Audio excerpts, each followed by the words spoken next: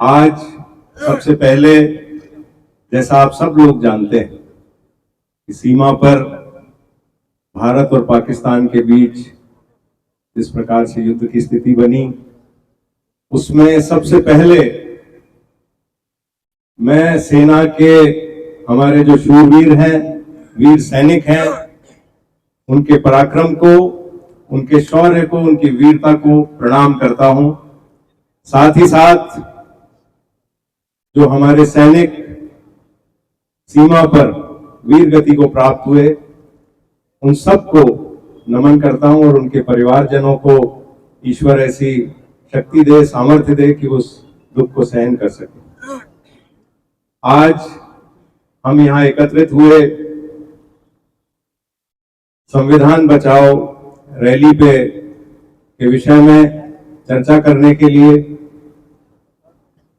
आप लोग रोज देख रहे हैं कि किस प्रकार से केंद्र की और राज्य की सरकार जो हमारे संवैधानिक अधिकार हैं उनका हनन कर रही है। सबसे बड़ा उदाहरण आप पंचायती राज संस्थाओं को देखिए। यहाँ पंचायती राज संस्थाओं के कई जनप्रतिनिधि मौजूद हैं, कई पूर्व जनप्रतिनिधि मौजूद हैं, लेकिन आप बताओ पंचायती राज के अधिनियम में क्या ये प्रावधान नहीं है कि 5 वर्ष के अंदर चुनाव होने चाहिए? लेकिन इन्होंने संविधान का उल्लंघन करते हुए पंचायती राज चुनावों को समय समय पर टाल रहे। इसके अतिरिक्त आप देख रहे होंगे कि विभिन्न संवैधानिक संस्थाओं के दुरुपयोग के बारे में आप रोज अखबारों में पढ़ रहे हैं। जब कोई व्यक्ति मुखर होकर कोई बात सरकार के खिलाफ उठाता है तो संवैधानिक संस्थाओं का दुरुपयोग करके उस आवाज को दबाने का प्रयास करते हैं। इसके अतिरिक्त बहुत सी जगह रोजमर्रा में आप देख रहे हैं कि संविधान के जो हमारे अधिकार मूलभूत हैं उनका किस प्रकार से हनन होता है।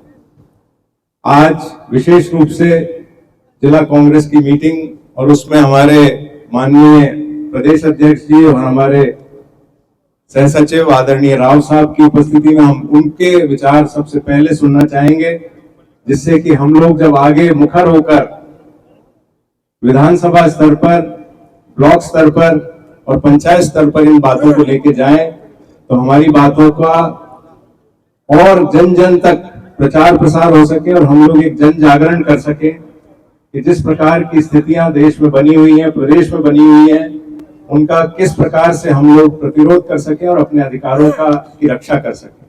आज विशेष रूप से मैं आभार प्रकट करूंगा आदरणीय प्रदेश अध्यक्ष जी का कि आपने जिला कांग्रेस की मीटिंग में अपना समय दिया, मूल्यवान समय दिया।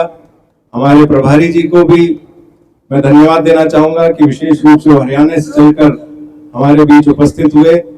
आप सब लोगों का बहुत बहुत धन्यवाद जो जिला कांग्रेस कमेटी की इस मीटिंग में चारों ओर से जिले भर से पधारे।